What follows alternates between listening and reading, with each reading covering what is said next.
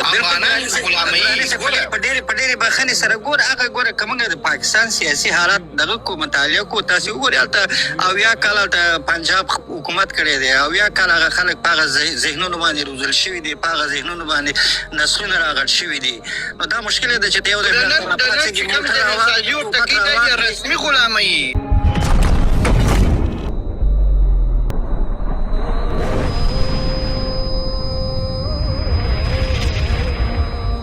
نسلونه راغټ شوي دي نو دا مشکل دی چې د یو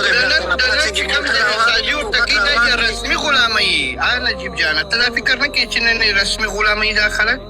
دا ګوره په رسمي باندې په غلامي باندې هغه خلک ورته معرفي کوي چې یعنې دا هند د قانون د لاندې ورسي پښتانه دي ځان ته حق حقوق غواړي ولې دا نه وایي چې موږ افغانان یو خپل ځان ته خپل قانون موږ لرو موږ یو دوه نه یو موږ په میلیون هاو ګوره کله چې ته راځې یو پارټي جوړوي د میلیون هاو افغانانو استازیتوب ته کې خپل په غاړه باندې اخیستل نجیب جانه بالکل ګوره دلته د پالیټیک د انډایرکټلی دي د افغانانو ذهنونه د پنجاب غلام جنجي جوړي دلته خو وایي چې زه تاریخ درته وایم چې احمدشاه بابا څوک و احمد څوک و محمود موږ وزیران یو موږ د کلوسه دلته پراته یو خو هم هغه قدم یا هغه اقدام دی هیڅکله نه اخلي چې د آیسای د پنجاب د حکومت د ادارې پر خلاف باندې دلته غټ مشکل او ستونزه ده ګورې هغې مستقیما دا خبره نشي کولی که مستقیما دا خبره وکړي اول یې دغه خپل ګلخان ورپسې راپاڅېږي د خپل پښتون ورپسې راپاڅېږي وژني چې ته خو د قانون یعنې ته خو ته خو یعنې د غدار یا د وطن غداري کې یو بل شی کوي نو هغه خلک په هماغه روحیه روزل شوي دي دراني صاحب تاسې هم ښه بلد یاستئ مشکل ده چې اول باید یو څه ذهن سازي وشي ورو ورو دې ته وخت ته ضرورت لري دا داسې نه کېږي چې راسن سړی ټوپک ته لاس کړي او زه دې واجدم ذهن سازي دغه جرګه چې ده وکړه د اخرنۍ جرګه په دې کې ډېر څه د لاسته راوړلی سوای خو دې هغه ذهن سازي چې دې ته څونه عیسی وایي دې کړي دغه زما خبرې دا به تاسې ډېر دا چې په نازک یا په سپکه سترګو ورته ګوري اما چې ښه ته ورسره کښېنې زما پر خبرو باندې ته مطالعه وکړې ته به ووایې چې ولا دراني صاحب ته صحیح خبره کوې ذهن سازي سیال صاحب محترم دا نه دی ګوره د افغانستان اسلامي امارت حول چې خپل قیام یې وکړي سیال صاحب راپورته څه غورځنګ یې وکړي په څونه وخت کې دوی خلک کابل ته راورسېدل ګرد حکومت یې ونیوي یو کال په بر کې ونه نیول شو سیال صاحب محترم یو کال په بر کې ونه نیول د 20 کالو جهادیان لوچاګان لنډغران ټول یې کولاب در احمد در محمود ذهن سازي داسې هم کېږي چې ته په میډیا کې دا ذهن سازي نه دی دې ته قربان د پاچا خان په وخت کې درس پنجاب د پښتانه درته عام تام درته وویشتله څه وکړه هېڅ یې ونه کوي نن یې لمسی راولاړېږي څه وایي وایي موږ د پاکستان هغه غلام دی صحیح دی که یا خو دا ذهن سازي چې ته جوړوې ته به قیام کوې چې ته قیام ملي ونه کړې چې ته داسې یو پاڅون ونه کړې ته دا خبرې هېڅ ځای نه نیسي هیڅ ځای نه دا صرف د سوشل میډیا شک او الوکان هم بل څه نه لري صرف د دې نه بغیر سیال صاحب محترم چې راسي د ځان د معرفت دپاره د یو د بل عکسونه پورته کړي یا لاسونه ورته وشي چې وطنه مورې زما وطنه مورې زما خو په کاناډا کې درانۍ صاحب ناست دي دا مور جنجي پاته دي په افغانستان کې وطنه مورې زما دا څنګه مور دي نو دراني صاحب زه تا ته یوه بله خبره کوم ګورې ښه د پښتنو په تاریخ کې چې دغه تر اوسه پورې په کومه کچه باندې چې دغه منظور پښتون دغه جرګه راټوله کړې وه یعنې د تر اوسه پورې داسې لویه جرګه نه ده شوې ګوره دا نو د هلته ټولو پښتنو په علني په هغه جلسه کې خبره کوي د پښتنو په تاریخ کې دا هم نه دي سوي چې منظور پښتون څونه پښتانه په پاکستانیانو په عیسی په پنجاب پښتانه مړه سوي ګوره په دغه جرګه کې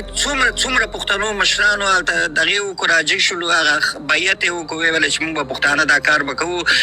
هر مشر یعنې په هره سیمه کې چې خان یا دغې یعنې ټولو دا هلته وکړو په دغه جرګه کې دې ټولو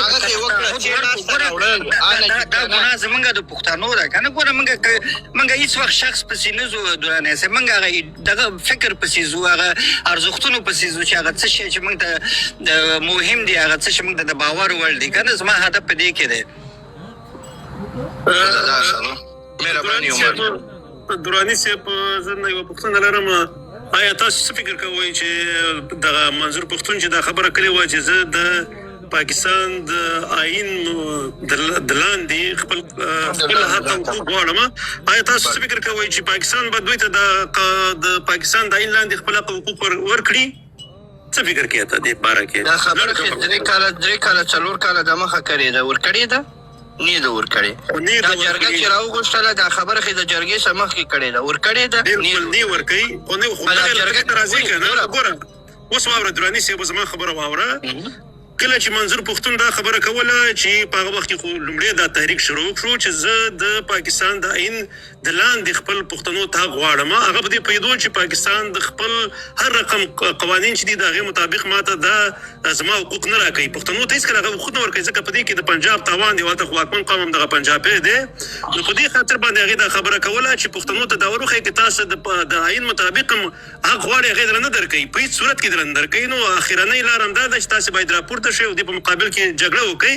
خو هغې دا کار وکړو وسره دا ترجمه د هغې ده قرآني صاحب ته خبره ګوره دراني صاحب مونږ دا منو چې لکه ټي ټي پي چې څنګه د میدان ته راغلی دی فزیکي کار کوي، فزیکي عمل د میدان په ډګر کې دی فزیکي راوتلی دی، لکه د پښتو د بلوچستان د خپلواکۍ غورځنګ عملي میدان ته راوتلی هغوی کار کوي. مونږ اول اوس په دې وخت کې باید ټول د هغې ملاتړ وکړو په لکه په ټولنیزو رسنیو کې، مګر په هغه وخت کې چې هغه کم کار هغې کوو هغې هم دې کار دپاره لاره واروله، خو هغه لکه ډېر ظلم پې وشو، هغه مهم کسان یې ځینې بندیان کړي، ځینې په هدفي وجونو کې له منځه ویوړل. نو لاره هم هغه یوه لاره ده. په کار دا ده چې اوس مونږ همیشه د خپله د پی ټي ایم هغه غوښتنه هم دا ده چې تاسې لکه تر څو پورې چې راوتلي نه یاست یا په ټوپک هم خپله په زوره غوښتلی نه وي دا خپله پاکستان پنجابي پوسټ تاسو ته نه درکوي. زه ستاسې یو سوال کوم، دا اوس فی الحاله منظور پښتون او پی ټي ایم ولې د افغانستان د اسلامي امارت څخه ملاتړ اعلانوي نه؟ ګوره همیشه دال میں کچھ کالا ہے، صحیح دی په دال کې وایي هندوستانیانو پنجابیانو وایي دال میں کچھ کالا ہے. ولې دوی نه ولاړېږي اوس په پوهېږي چې په افغانستان په 4 دېرش ولایتو کې د افغانستان اسلامي امارت سیال صاحب خودمختاره یو حکومت یو نظام دی، حاکمیت پر ټول باندې لري. ولې نه غواړي چې ولاړ شي د سول دیوال دپاره کار وکړي؟ دغه ځای ته چې وګورې عمر صاحب بیا انشاءالله تعالی خپله جواب درته راځي. دا کولی شي په پاکستان کې د بیرغ په اړه خبرې وکړي، دا کولی شي دا خبرې د فعلي حکومت سره هم وکړي. په دغه ځای کې موږ تاسې په تفرقه او په وهلو یو بل په وهلو ټکولو سره اچولي یو. اوس که دی د دې خواست اعلان وکړي هلته ګرده پښتانه دي در سره ولاړ دي. قربان موسم زه در سره رخصتېږم، بیا زه وروسته بیا درته راځم. مننه، قربان موسم. ځلان صاحب ستاسې نوبت دی، لکه چې تاسې مایک واز کول خو خیر راغلاست. زه خپله دغه راغی سیال صاحب راغی کولی شي. سیال صاحب سلام علیکم. تاسو ته او قدرمنو دوستانو ته درانی صاحب لاړو ما ویل چې درانی صاحب لږ ناست وی، خدای دې کښې ټول دوستان به ښه وي. سیال صاحب لکه څنګه تاسو ته معلومه ده ملګرو ته ما او د سیال صاحب د درانی صاحب نظر یو ده. فکر کوم همدا د کوزو پښتنو خبره ده، د کوزو پښتنو د یووالي خبره ده، هغوی د ویښېدنې خبره ده، هغوی د پورته کېدنې خبره ده، یا د ملا فضل الرحمن چې په اوس وخت کې داسې یو پالیسي اختیار کړې چې مثلا غواړي چې د پاکستان په پوځ باندې نیوکې کړې دي، په خلکو ته یو ډول غږ کړی چې مثلا د پوځ نه لرې اوسېږئ. دا په خپله ټول دستور ده، دا په خپله پلان ده، دا پلان ټول پاکستان ورکړي دي. مولا فضل الرحمن د مولا فضل الرحمن پلار، د مولا فضل الرحمن ګوند، د مولا فضل الرحمن په کابینه کې ټول هغه کلیدي خلک چې دي هغه ټول د پاکستان د اساسي خلک دي، هلته روزل شوي دي، هلته دوی رتبې لري، حتی تر دې پورې چې مولا فضل الرحمن په خپله رتبه لري. مولوي اسحاق د دې نه مخکې چې څومره ملایان صاحبان په پاکستان کې تېر شوي دي ټول د حکومت ملایان دي، دا ټول د پاکستان لپاره د حکومت ریاست لپاره کار کړی دی، ریاست د بقا لپاره کار کړی دی. تاسو فکر وکړئ ته کلونه په افغانستان کې د پاکستان د لاسوهنو دغه اوس چې کومه خبره چې کړې دا د کومو موخو لپاره یې کړې تا په نظر؟ سیاسي محترم ګوره د خپل مخ پاینه کې ګوري، دی ګوري چې ما چې څه کړي دي د پاکستان د پوځ لپاره، په دې کې دی شریک ده. د پاکستان د پوځ لاسونه د مظلومو افغانانو، د مظلومو پښتنو، د مظلومو بلوچستانو په وینو باندې سره دي، په دې کې دی لاس لري ورسره. دا هغه غوښې دم ورسره خوړلي دي، دا هغه وینې دم ورسره څښلي دي. د سره حساب کیږي د حساب کتاب وخت راغلی د خپل مخ پاینه کې لیدلې د غواړي چې ځان لپاره یو عبارت دی ولاره جوړ کړي چې ترڅو د پاکستان په پښتونخوا کې د پاکستان فوز یا ریاست سقوط کیږي هلته لمنځه ځي هلته یو څوک رامنځته کیږي هلته یو تشکیل رامنځته کیږي د په مغه تشکیل کې په غنی حکومت کې یو ځای وګوري ونډه پکې واخلي ونډه ولري ترڅو هلته ورته ووایي چې زه خو تاسو ته بیا دوی چې ما په پاکستان پوز باندې نیوکې وکړي نو بل اخره دوی ته به هغلته یو ځای نه یو ځای څو پیسه ځای ورته ورکړي لکه څنګه چې تاسو ته معلومه ده د جمهوریت په سقوط کې ډاکټر صاحب عبدالله او جناب حامد کرزي صاحب ډېره هڅه وکړه چې په راتلونکي نظام کې ځای وګوري خو خوشبختانه چې دوی ته هېڅ توجه ونه سوه پاملرنه ورته ونه سوه دا یو ښه اقدام و دوی هماغسې یو پلان شروع کړی دی پاکستان د پوځ د استخباراتو په خوښه پاکستان په دې باندې پوهېږي چې موږ دغه پښتونخوا بلوچستان د لاس نه ووځي په دې نوي تشکیل کې باید خپل لاسپوڅ خپل خلک ولري هغلته نو د دې پر ځای چې دوی د امرالله سالم یو ټویټ کړی ویلي چې د نوي هېواد رامنځته کېدا نښې نښانې ښکاره کېږي له دې نه تاسو څه برداشت لرئ په دې سیمه کې جناب سیاسي محترم پخوا که موږ وګورو سل کاله مخکې تاریخ مطالعه کړو دلته د انګریز امپراتوري وه کله چې له دې ځای نه وتل دلته نوي هېوادونه منځته راغلل پاکستان په نوم باندې هېواد منځته راغی دغسې بنګلادیش منځته راغی همدغسې واړه واړه هېوادونه تاسو فکر وکړئ چې جنوبي او شمالي کوریا په دوو برخو باندې وویشل سوه نو دلته د امریکایانو حضور او د امریکایانو بیرته تګ دا په دې معنا نه ده چې دوی له دې ځای نه پاک تلي دلته هېڅ نفوذ نه لري دلته هېڅ دوی کورنۍ دنده نه لري دوی هره شپه ورځ دوی 4 ساعته دغه منطقه دوی تر خپل نظر لاندې نیسي او نظر لاندې نیولې ده د دوی د تګ نه وروسته پاکستان فکر کوم له منځه ځي هغه پاکستان ټول له منځه نه ځي پاکستان به نیم له منځه ځي پښتونخوا او بلوچستان کې ځینې هېوادونه د نړۍ لوی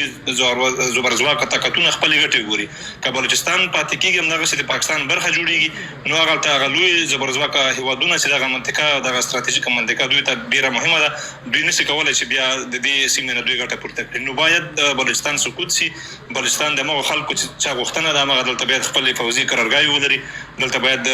د څار لپاره چې مثلا په سیمه کې نور نوي هېوادونه د اقتصاد او یا د نظامي ځواک په پرمختګ کې د هغه تر خپل کنټرول لاندې ونیسي همدغه بلوچستان مو تر ټولو لویه قوي او نظامي او سوداګریزه اړې نو دا به د هغو هېوادونو په تشکیل کې او پاتې شو پښتونخوا به هم داسې وي چې جنجالي څنګه به وي داسې به نه وي چې 100% پښتانه څومره ورته ګلخانان خوشحاله دي چې دوی دلته همغه پوهنتونونه وي همغه به د دوی ګډاګانې وي همغه به د دوی سیکولر نظام وي همغه به د دوی ډیموکراسي وي همغه به د دوی هغه ټول عمر چې په خپل کور باندې ډوډۍ خوړلې ده همغه سیاسي ګوندونه نه دوی به ټول له منځه ځي دلته به یو سیستم رامنځته کېږي لکه پخوا چې د انګریزانو په وخت کې وه لکه غیر به ورته ویل دلته به پوځ نه و دلته به خاصدار و که تاسو فکر کړی وي سیال صاحب محترم دلته پوځ ته اجازه نه ورکول کېده حتی ملیشې ته اجازه نه ورکول کېده د داود خان تر د سقوط پورې خو پېښور نه راښکته دې خوا منطقه کې هېڅ کله پوځ دا اجازه نه لرله چې دلته دوی حضور ولري دلته کوو خاصدار و دلته کوو دوی نیمه قومي اربکۍ په نوم باندې و چې دوی د هغه پخوانیو ټوپکونو پورته اسلحې ته هم دا اجازه نه ورکول کېده چې دوی مثلا ځان سره درنې سلاګانې ولري همغه د تشکیل د همغه د سیاست د همغه د پرېکړو یوه برخه وه چې دغه ځینې جنسیانې پاتې شوې ځینې مثلا کورمي جنسۍ مومند جنسۍ دغه جنسیانې ولې نه راتلې ولې په پاکستان په تشکیل کې نه راتلې خو همغه د یوه برخه وه اوس به هم دغه کورمه مثلا پښتونخوا دغسې یوه خودمختاره سیمه وي او اسلام آباد مثلا سیند او پنجاب او دا سیمو پاتې کېږي په مغه ځای کې به همغه خلک ناست وي همغلته به مدیریت کوي همغلته به د هر څه څار لاندې نه شي دا څنګه ده لکه څنګه چې موږ خوشبینه یو چې ټول پاکستان به را منځه ځي او بد څلور صوبې دي دا به ختمېږي دا به په افغانستان پسې وي بلوچستان به ځان ته مستقل هېواد وي پښتونستان به ځان ته پښتانه پکې راټول وي ځان ته به حکومتداري نه دا هېڅ داسې نه ده دا غلطه خبره ده دلته پاکستان فوز لري تقریبا په لکونو فوز لري دلته دوی سیستم لري دلته دوی هر څه به وي خو دغه به فکر کوم د یو پلان نه مخکې کېږي دا اوس هم چې بلوچستان کې کومې پیښې کېږي کوم سخت بریدونه کېږي په دې کې خپله د پاکستان نیم پوځ په دې کې لاس لري چې دا باید هغلته سقوط وشي که چېرې دوی په دې کې لاس نه وای فکر نه کوم چې دومره هغه د لارې چک پینټونه او مثلا د خلکو دغه عملیات دومره زړور عملیات د امکان نه لري د هر څه چې کېږي په سیستماتیک ډول باندې کېږي سیال صاحب محترم که هغلته بریدونه کېږي که هغلته د فوز ځینې کلاګانې سقوط سره مخامخ کېږي، که پوځ شاته کېږي مثلا که هغلته ځینې پوځیان په ژوندي لاسته ورځي، دا سیستماتیک ډول باندې دغه سیستم روان دی. دا داسې نه ده چې په دې کې مثلا یا بلوچان دومره سرزوري شوي دي یا دومره قوي شوي دي یا دومره دوی پرمختللې سلاګانې مهمې ترلاسه کړي دي، خو دا په خپله د هر څه په سلا او مشورې سره مخته روان دي. او په دغه وروستیو پیښو کې بلوچستان او دغه د بلوچو کوم تحریک چې د LLB ورته وایي، دوی ډېر لوی تلفات او لوی پرمختګونه او ډېر نظامي ځایونه یې ونیول. دا هم ته وایي د دوی پلان شوی کار ده که دوی قوت پیدا کړی؟ تاسو محترم تاسو فکر وکړئ په ټولې پښتونخوا کې چې په کومه پښتونخوا کې لومړنۍ کرښې دي، سختې کرښې دي، مثلا چې رېډ لاین یې ورته ویلي دي، او یا په بلوچستان کې رېډ لاین دی چې هغلته پوځیان په خپلو وظیفو باندې بوخت دي، ټولې پښتانه دي بدبختانه. د پاکستان په پوځ کې هغه پښتانه کنډکونه چې اکثریت د پاکستان د ملیشیا ځواک تشکیلوي، هغه یې خټک او دغه د بنو د وزیرو د کورمې د قبایلو خلک دي. دوی په یو منظم پلان سره هغلته تشکیل ورکول کېږي، هغلته د پوځي ماموریت لپاره لېږل کېږي، هماغه کنډکونه بیرته سقوط کېږي. همدغسې بدبختي په افغانستان کې هم په ځینو ولایتونو کې تاسو فکر به کړی وي چې په لوی لاس باندې په کنډکونو تشکیل به داسې و چې پیاده کنډکونو کې به اکثریت پښتانه وو، دواړو خواو ته پښتانه وو چې وژل کېدله، که په طالب په مور به پښتانه وه پیبوره به وه، او که په سرباز باندې په اردو باندې به هم پښتانه مربوره وه. نو هغلته چې څوک ناست وو په اداره یې چلوله یا منجمنټ یې کوو، هغه داسې خلک چې اوس ټول په نورو ځایونو کې دي، اولادونه یې په نورو ځایو کې دي. هغلته چې څوک شهیدان شوي دي، تاسو لاړ شئ هدیرې وګورئ، 2 بیرغونه پرې لګېدلي وو، یو به سپین وو یو به تور زرغون بیرغ وو. دغه دواړه به هغه پښتانه طبقه خلک وو چې په دواړو به میندې پښتنې بورې وې. هغه خلک چې هغه تشکیل یې جوړاوه هغه نور خلک وو. نو معلومه خبره ده چې په پښتونخوا کې کوم یا په بلوچستان کې کوم پوځیان یا پولیس هغلته قرباني ورکوي، هغه ټول پښتانه دي بدبختانه. د دوی لوی مدیریت، د دوی لوی پلان، د دوی لوی هغه د سر لښکر قمندان چې هغه تاسو ته خپله معلوم ده چې څوک دی، ښایي تاسې پېژنئ. د هغه نه ښکته چې کوم خلک دي، واړه خلک دي، حتی تر دې پورې چې تر کپټنه پورې، تر ډګروال نه پورته بیا پکې پښتانه نشته. که کوم جنرال د پښتون وي هغه به خاص یو سمبول وي او بس.